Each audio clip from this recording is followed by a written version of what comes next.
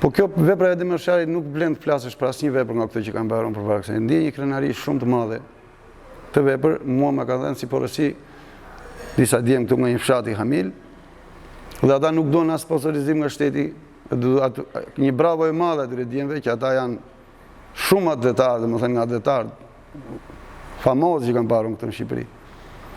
Pra za më vështirë skulpturës është ndërtimi i strukturës. Për shembull, një skulpturë 7-8 metra duhet të rish, duhet të fillosh shumë gjatë, se skulptura pastaj leltia 8 metra do kalojnë limitin e linjës.